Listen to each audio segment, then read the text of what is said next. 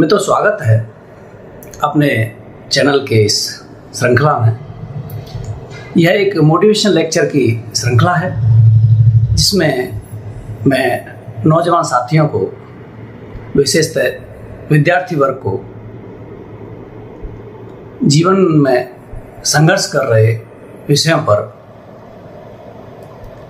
सजगता और सचेतता के बिंदुओं से जिक्र करते हुए उनके जीवन में सुखद परिवर्तन लाने का प्रयास करता हूं। आज का विषय है कि किस तरह से नौजवान विद्यार्थी वर्ग बुरी आदतों, लतों, जो कि फलस्वरूप किसी न किसी नशे या विकार से जुड़ जाती हैं और आगे जीवन को बहुत संकटमय बना देती हैं। तो बात करते हैं कि आखिर जब हमारे सभी परिवारीजन, बच्चों के जो शिक्षक हैं, जो अभिभावक हैं, माता पिता हैं और जहाँ तक रिश्तेदारों का भी प्रश्न है, सभी बच्चों को पॉजिटिव थिंकिंग, अच्छे कार्य करने, अच्छा सोचने का वातावरण पैदा करने का प्रयास करते हैं। उसके बावजूद भी कुछ संख्या में हमारे विद्यार्थी, पहले तो इस वर्ग में सिर्फ लड़के ज़्यादा शामिल थे, अब लड़कियां भी बुरी आदतों और नशों के चंगुलों में संख्या बढ़ती जा रही है। कई कारण हैं जो शुरू में नज़रअंदाज होने से बात आगे बढ़ जाती है। कोई भी बुरी आदत या नशा या और भी जितने विकार हैं, मानसिक विकार हैं, जो कि मनुष्य के मस्तिष्क को नकारात्मक और द्वेषपूर्ण बना देते हैं, अधिकांशतः हल्के शौक की तरह शुरू होते हैं, जिसे मैं चस्का शब्द प्रयोग करना चाहता हूं। शौक तो वह बाद में बनता है, शुरू में एक हल्का सा क्लिक होती है माइंड में, एक किक पैदा होती है, एक हल्की सी उमंग पैदा होती है किसी बुरी वस्तु का प्रयोग करने में या बुरे आचरण का लुत्फ उठाने में। वहाँ से शुरुआत होती है और यहीं पर वह पहला ऐसा स्थान है, वह पहला ऐसा बिंदु है जहाँ बहुत संभावना है कि यदि उसकी किस्मत थोड़ी साथ दे और वह थोड़ा हौसला दिखाए तो बात वहीं की वहीं संभल जाती है। होता यूँ है कि जब वह किसी वस्तु का सेवन या अपना आचरण परिवर्तन अपने मित्रों या कुविचारी लोगों के द्वारा उकसाए जाने पर करता है या मित्रों के साथ जाने अनजाने में उसका आनंद लेते हुए उन चीज़ों का उपयोग और प्रयोग करने लगता है, तो उसका ज़्यादा कसूर शुरू में नहीं कहा जा सकता, किंतु उसका इतना कसूर सदैव है और उसके लिए और कोई दूसरा व्यक्ति जिम्मेदार नहीं है कि उसके पास बुद्धि है कि वह क्लच और ब्रेक का प्रयोग करे। क्लच और ब्रेक का संदर्भ में यहाँ इसलिए कहना चाहता हूँ कि कई बार हम जिस संगत में या दोस्तों के साथ होते हैं, वहाँ एकदम अपोज किसी बात का करने पर खतरा पैदा होता है। उदाहरण के तौर पर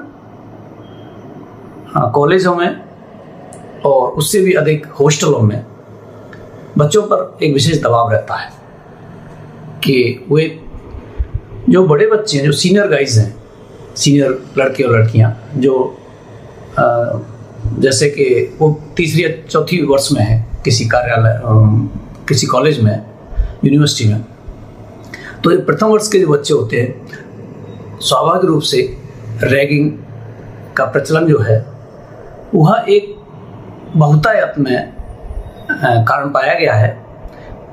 यह कारण उन बच्चों पर ज़्यादा प्रभावी हो जाता है, सिद्ध हो जाता है, जो बहुत ही सामान्य भोले वाले माता पिता के बच्चे होते हैं और संस्कारित होते हैं। यह विधि का विधान ऐसा है कि जो अच्छा आदमी है उसके बिगड़ने की संभावना मौसम बदलने पर ज़्यादा है। यह इसको ऐसे ही मानिए कि जो आदमी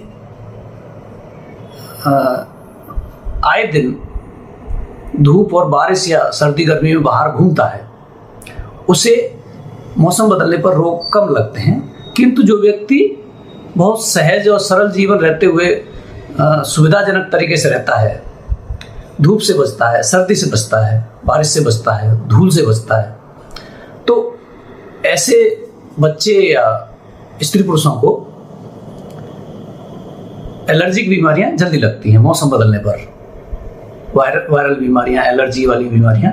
इसका कारण यही हुआ कि चूंकि वह बहुत संवेदनशील है। यही बात लागू होती है कि जब बच्चे हॉस्टल में या कॉलेज में होते हैं तो उन पर जो रैगिंग के नाम पर भद्दे आचरण किए जाते हैं उनके साथ, वह एक बहुत बड़े कारण है जिन पर सरकार भी और न्याय कार्यालयों के प्रबंधक भी समय समय पर नज़र रखते हैं। कानून भी बने हुए हैं, लेकिन फिर भी चूंकि उसकी जड़ें बहुत ज़्यादा गहरी हो चुकी हैं, ऐसा करते वही हैं बच्चे जो स्वयं ज़्यादा लायक किस्म के नहीं हैं। उनमें से कुछ न कुछ जो उनके लीडर्स हैं, जो हैंडल करते हैं, उनको कंट्रोल करते हैं, वो नालायक किस्म के होते हैं। खैर, उस बिंदु पे मैं नहीं जाऊंगा। बिंदु यह है कि बच्चे उस सोहबत या संगत से प्रभावित हो जाते हैं। व्यक्ति का, उस इंडिविजुअल का कसूर वहाँ शुरू होता है कि जब वो उसका आनंद लेने लगता है या उसको चस्का लेने लगता है, चस्का बन जाता है उसको। तो चस्का शब्द में अपने वक्तव्य में इसलिए प्रयोग करता हूँ कि यह एक बीच का बिंदु है। चस्का का एक कारण यह भी है कि मुफ्त के चक्कर में चस्का जल्दी लगता है, फिर वो शौक बन जाता है और शौक को पूरा करने की कोशिश की जाती है। फिर वह, जैसे मैं कि अन्य लेक्चर्स में बता चुका हूँ, समय समय पर शामिल करता हूँ इन बिंदुओं को, कि वह फिर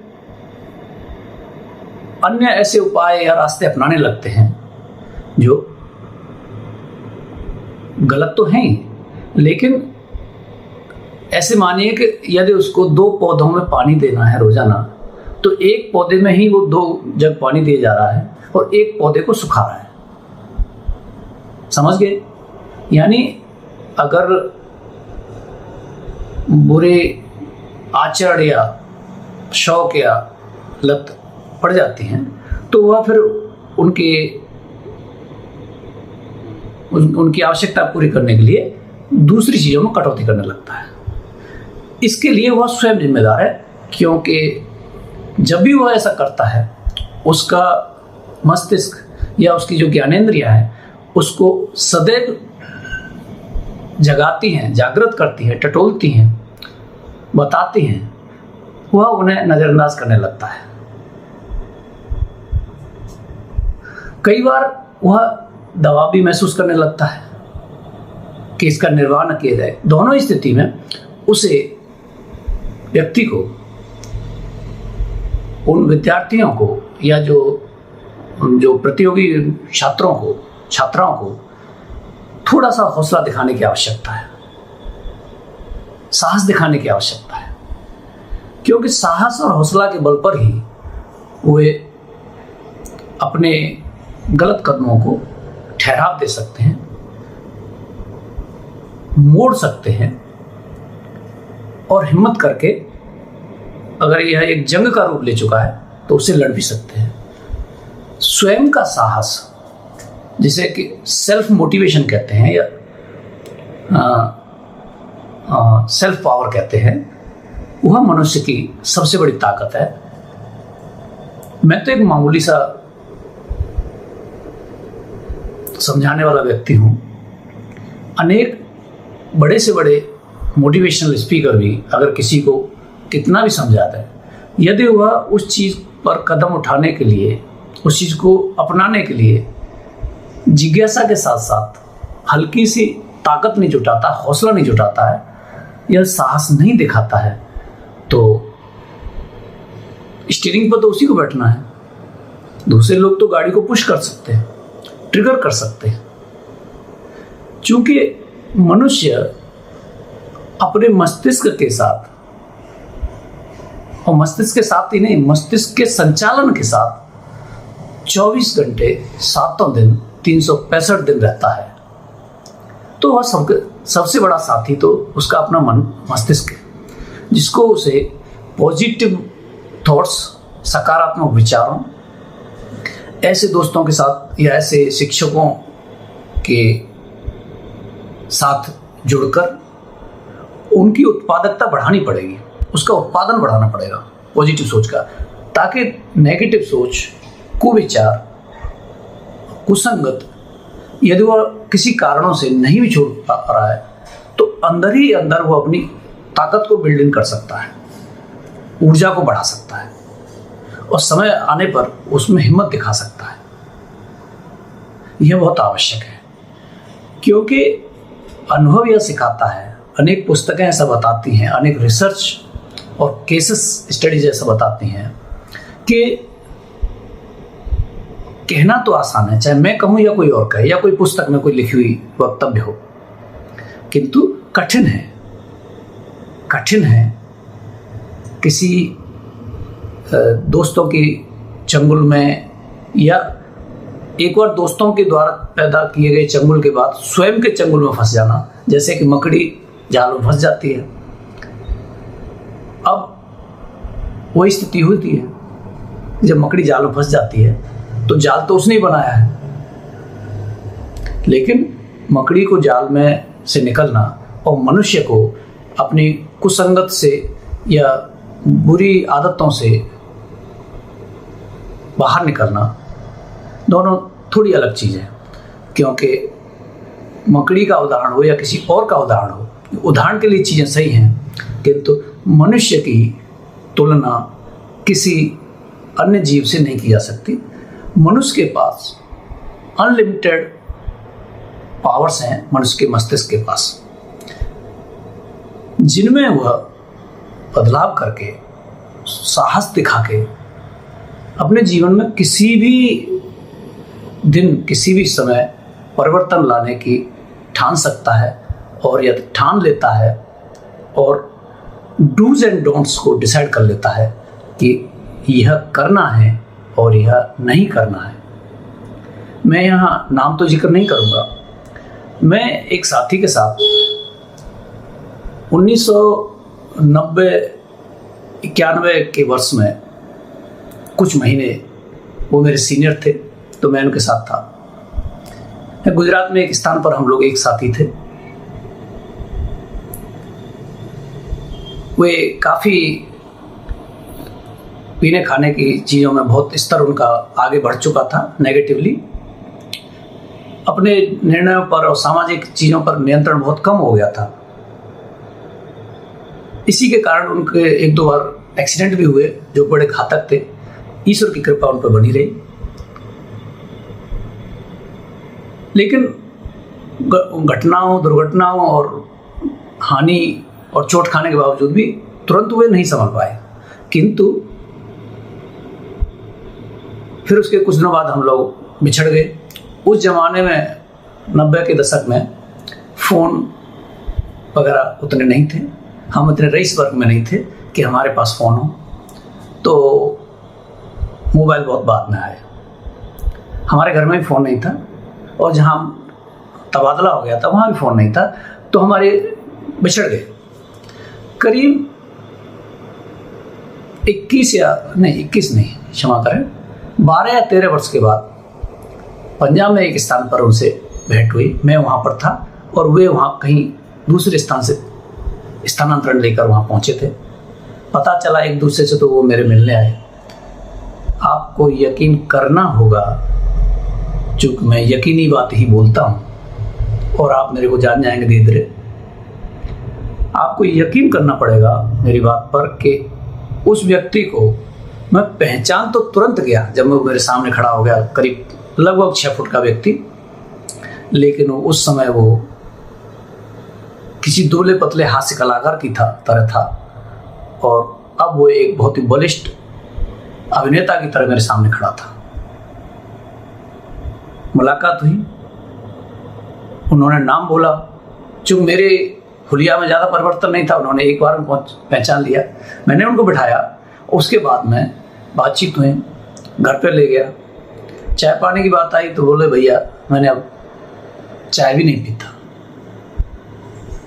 मैं अपने मन में माथा खुजलाते हुए सोचा कि ये कैसे हो सकता है। जिस आदमी का शराब की बोतल का ढक्कन बंद नहीं होता था,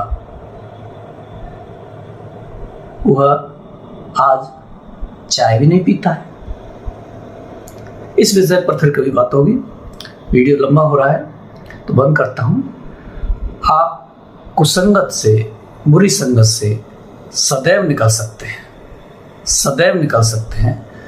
जो लोग कहते हैं कि कुत्ते की पूंछ टेढ़ी नहीं होती, कुत्ते की पूंछ सीधी नहीं हो सकती, ऐसे करो वैसे करो, मैं इस बात से इत्तेफाक नहीं रखता। कारण है, कुत्ते की पूंछ से क्या लेना देना, ये तो उदाहरण की बात है। कुत्ता कुत्ता है और मनुष्य मनुष्य है। मनुष्य अपना कुछ भी टेढ़ा और सीधा कर सकता है।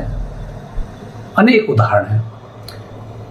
पॉजिटिव थिंकिंग काफ़ी नहीं है, positive doing, positive behaving, positive talking and positive thinking at the last, so that you can positively dream and reprocess positivity in your brain when you are even sleeping, so that your subconscious, आपका जो subconscious है, छोटा दिमाग है, वो मजबूत बने, मजबूत निर्णय ले और आप जीवन के पथ पर सुदृढ़ तरीके से कदम बढ़ाएं।